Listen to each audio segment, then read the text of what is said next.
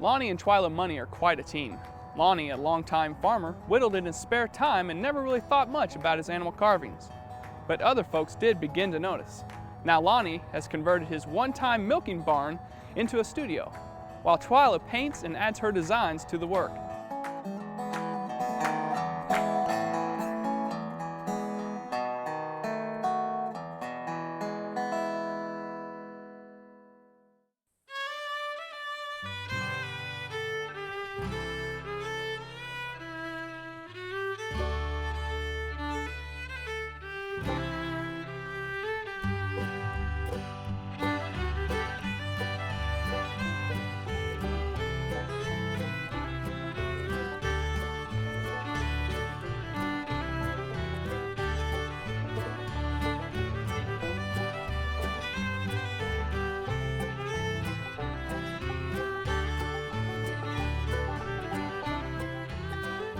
I've always had a desire to be creative, to do things.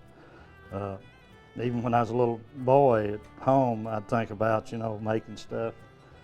And I remember my dad, when I was about 6 years old, he bought me a pocket knife for my birthday, and I've always been, enthused with knives and just be creative, And then later on, I was with my uncle, and he sat down, he whittles out this pistol out of an old shingle. And I thought that was the greatest thing ever was, to be able to make something. And since that time, I've been pretty much hooked, I guess you could say. And in later years, more or less driven. Pretty much, probably for the last, 25 years now, this is pretty much all we've done.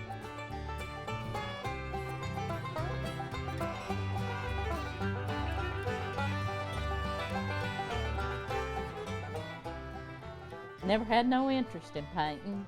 Never took a class in school when I was in school. And one day he came in and he said, "This is more than I can do. You're going to have to help me out." So I took and sat down at the kitchen table, picked up a paintbrush and some paint. And as you can see, I'm a collector of paint. I have so many cans, and just took off painting. Been painting for almost 24 years now.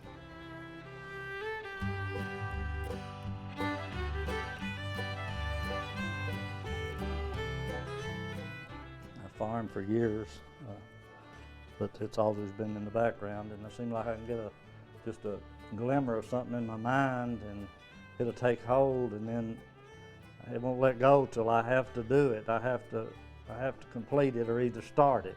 Sometimes I start and don't complete, but most of the time I'll come up with something, and so it's kind of been that way, my whole life. Leave all the troubles outside and come in here and get a piece and go to working, and next thing you know, I've spent more time here than I realized. The only thing, it works on your back and shoulders. But yeah, it's real good therapy.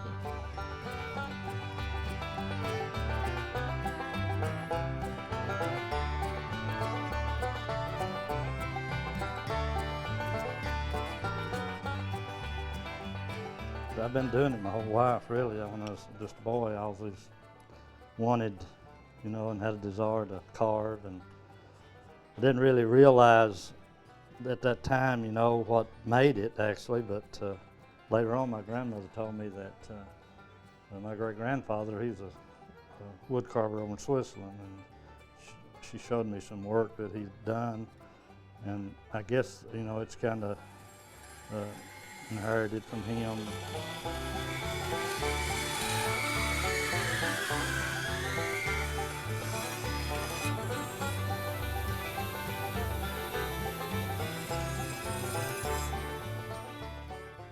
Well, I guess they just kind of come out of my head. I'm inspired, I guess, or my environment. It's what I've been around my whole life. I pretty much want to do things that I'm familiar with. I farmed for years and had cattle and was around, chickens when I was a little boy, and just farm animals and things like that, and things I've seen, like the fox. I do a fox with a chicken in its mouth, and I was driving down the road. My neighbor had a bunch of just big white hens, and they kept disappearing. He wanted to know where his chickens was going, and I seen this big red fox going up the hill with a big white chicken in his mouth. It threw it over its back. So I carved me a fox and put a chicken in its mouth and things like that. So I guess I'm just inspired by my environment, things around me.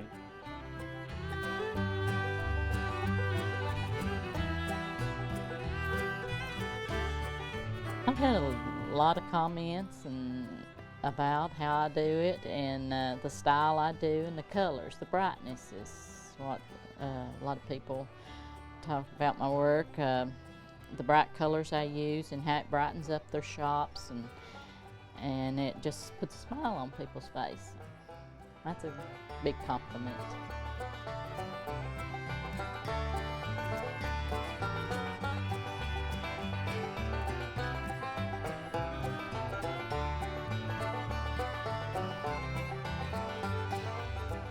What I love most about Lonnie is he's a kind, gentle person. He's ambitious.